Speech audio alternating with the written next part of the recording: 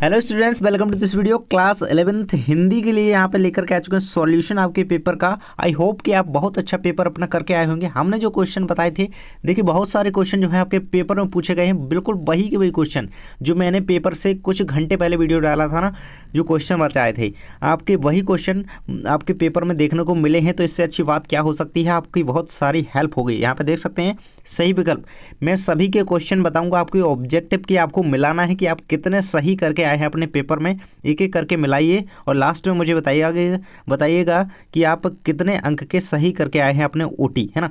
पहले क्वेश्चन में दिया गया है सही विकल्प में, कबीर ने कुम्हार को किसका प्रतीक माना है ना। कबीर ने कुम्हार को किसका प्रतीक माना है, तो ईश्वर का प्रतीक माना है। ईश्वर का जिसने भी आंसर लगाया है ईश्वर, है ना, बिल्कुल सही आंसर उसका है, यहाँ पे ईश्वर रहेगा इसका। सेकंड क्वेश्चन है, पिता के देहांत के समय प्रेमचंद्र की आयु कितनी थी, तो 11 वर्ष थी। आंसर रहेगा 11 वर्ष।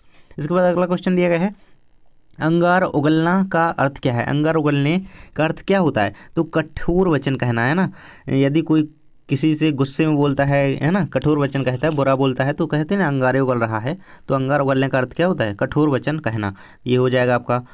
तो अगला क्वेश्चन है आपका, उत्तेजना के मूल कारण को क्या कहते हैं, तो उत्तेजना के मूल कारण को विभाव कहते हैं। आंसर रहेगा आपका। तो ये सारे क्वेश्चन हो गए। इसके बाद आपका अगला क्वेश्चन आता है 5वें नंबर का, खुदाई के समय गर्मी कम करने के लिए कुएं के ऊपर से क्या फेंका जाता है, तो रेत, मिट्टी, पानी, हवा। क्या फेंका जाता है, रेत फेंकी जाती है ना। राजस्थान में कोई खोदी जाती है, वहाँ पे क्या होती है, रेत। तो आपको ये वार्षिक परीक्षा के लिए अभी से कर लेना है याद। अगला क्वेश्चन है आपका, पत्रकारिता लोकतंत्र का कौन सा स्तंभ है, तो पत्रकारिता लोकतंत्र का चौथा स्तंभ है। आंसर रहेगा चौथा स्तंभ, है ना। इसके बाद आपके क्वेश्चन दिए गए हैं, रिक्त स्थानों की पूर्ति कीजिए, है ना। रिक्त स्थानों की पूर्ति में आपको सबसे पहले देखिए कवि दुष्यंत के बारे में पूछा गया। कवि दुष्यंत ने वृक्ष के साए में खालिस्तान लगने की बात की है, तो धूप बिल्कुल आपका सही आंसर है, धूप। क्योंकि धूप के साए में, है ना, ये है ना उसमें कविता में पंक्तियों में, है ना, कवि दुष्यंत ने वृक्ष के साए में धूप लगने की बात कही है। शूटिंग वाले घर के पड़ोस में खालिस्तान रहता था, तो शूटिंग वाले घर के पड़ोस में धोबी रहा करता था, है ना। आंसर रहेगा आपका धोबी। धोबी आंसर रहेगा और धूप आंसर रहेगा, है ना। अगला क्वेश्चन है, शब्द युग्म के खालिस्तान प्रकार हैं 3, 6, 2। क्या है इसका सही आंसर, मैं आपको बता दूं, इसका सही आंसर है 3, है ना। सही आंसर है 3। 3 प्रकार होते हैं शब्द युग्म के। अगला क्वेश्चन है, खालिस्तान अलंकार के 2 भेद श्लेष एवं काकू होते हैं, तो कौन से अलंकार के, वक्रोक्ति, है ना। वक्रोक्ति के 2 प्रकार होते हैं, श्लेष एवं काकू। अगला रहेगा आपका इसके बाद, ऑल इंडिया रेडियो की स्थापना कब हुई, खालिस्तान में हुई, कब हुई, 1936, 35, 37। तो 1936 में ऑल इंडिया यहाँ पे रेडियो की स्थापना हुई थी। 36 में, सॉरी, हाँ ये 36 यहाँ पे दिया गया है फर्स्ट नंबर पे। 36 में यहाँ पर रेडियो की स्थापना हुई थी, इंडियन रेडियो की, है ना। अगला है आपका, लता मंगेशकर सुप्रसिद्ध गायक खालिस्तान की पुत्री हैं, तो दीनानाथ की पुत्री हैं। इनके पिता का नाम दीनानाथ है, आपको पता होगा, है ना। ये क्वेश्चन याद रखिएगा, दीनानाथ की पुत्री हैं लता मंगेशकर, है ना। इसके बाद आपका क्वेश्चन दिया गया है, निम्नलिखित कथनों के समक्ष सत्य व असत्य लिखिए। सत्य सत्य आपको छांटना है यहाँ पे। सत्य सत्य मैं आपको बता दूं कि पहला आपका सत्य है, क्योंकि एक बंटी, आपका बंटी और महाभोज उपन्यास मन्नू भंडारी की प्रसिद्धि के स्तंभ है, सत्य रहेगा, है ना। पहला सत्य हो जाएगा। दूसरा है, प्रयोगवादी कवियों ने प्रकृति का मानवीकरण किया है, बिल्कुल सत्य बात है, सेकंड सत्य रहेगा। भाव पल्लवन को सार संक्षेपण भी कहते हैं, यह सत्य रहेगा, क्योंकि ये दोनों अलग अलग बातें हैं। भाव पल्लवन अलग चीज़ है और सार संक्षेपण अलग। बिंब किसी पदार्थ का मानसिक या मानसी चित्रण होता है, बिल्कुल सत्य है ना। अगला है, टिप्पणी में मुख्य उद्देश्य मामलों को लटकाना है ना। अगला है, तो ये आपका असत्य हो जाएगा। कितने नंबर का, 5वें नंबर का। छठवां है आपका, तातुस, तातुस का छोटा लड़का अर्जुन स्वभाव से संकोची था, बिल्कुल सत्य है। तो ये आपके सत्य सत्य कंप्लीट हो जाते हैं, है ना। यहाँ तक आपके कंप्लीट हो जाते हैं ना।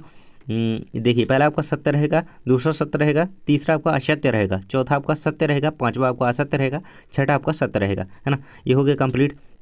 तो इतने में से आपके कितने सही हो गए, कमेंट बॉक्स में आप बताएंगे पूरे जब हो जाएंगे, है ना। कृष्णा सोबती, कृष्णा सोबती की जोड़ी किस समय लाएगी, यहाँ पे देखिए इस तरफ भी दिए गए हैं, दोनों तरफ आपको कॉलम कॉलम बना करके दिए गए हैं, ना। तो कृष्णा सोबती की जोड़ी मिल जाएगी आपकी यहाँ पे गुजरात से, है ना। गुजरात से इनकी जोड़ी यहाँ पे मिल जाएगी। चंपा ने कहा, चंपा ने क्या कहा, कलकत्ता पर वज्र गिरे, एक चंपा ने कहा था ना, मैंने आपको क्वेश्चन आंसर बताए थे, उसमें भी ये बताया था। और राजभाषा रोला, the diary of a young girl, Rajasthan की रजत बूंदे, यहाँ पे राजस्थान की रजत बूंदे अनुपम मिश्र से इसकी जोड़ी मिल जाएगी। और ये नमक का दारोगा प्रेमचंद से इसकी जोड़ी मिल जाएगी। और रोला, रोला में 13-12 की 13-12 मात्राएं होती हैं यहाँ पे, ये रहेगा। देखिए इसमें तो यही दिया गया है ना। ये रहेगा। और इसके बाद कौन सा रह गया आपका, राजभाषा रह गया, सरकारी कामकाज की भाषा जो है राजभाषा कहलाती है। और कौन बचा है ना, the diary of a young girl है ना, तो इसका हो जाएगा एन ए फ्रैंक है ना, एन ए फ्रैंक इसका आंसर हो जाएगा। इस प्रकार से आपको सही जोड़ियाँ अपनी कंप्लीट कर लेनी है, बिल्कुल सही मैंने यहाँ पे आपको बता दी हैं, यही आपके सही आंसर हैं। जिसने भी इस प्रकार से सही जोड़ियाँ लगाई हैं बिल्कुल उसके 6 के 7 के 7 अंक उसको पूरे मिलेंगे है ना। इसके बाद आपके आते हैं निम्नलिखित प्रश्नों के उत्तर लिखिए एक वाक्य में। एक वाक्य में आपको प्रश्नों के उत्तर देने थे। कवि भवानी प्रसाद मिश्र के परिवार में कुल कितने सदस्य हैं, तो कुल उनके घर में कितने सदस्य हैं कि प्रसाद मिश्र के परिवार में कुल जितने भी सदस्य हैं। जिसको इसका आंसर पता है कमेंट बॉक्स में जरूर से बता देगा। इसके बाद मिलते हैं अगले क्वेश्चन में। देखिए नागार्जुन आधुनिक काल के किस बाद के कवि हैं, तो शून्यवाद के कवि है ना। आधुनिक जो हैं वो नागार्जुन आधुनिक काल के शून्यवाद के कवि है ना, जिसका आंसर है शून्य। इसका आंसर आप बता दीजिएगा जिसको भी पता है, बिल्कुल राइट बताना। 2 या 2 से अधिक व्यक्तियों के बीच होने वाला संभाषण तो उसे संवाद कहते हैं है ना।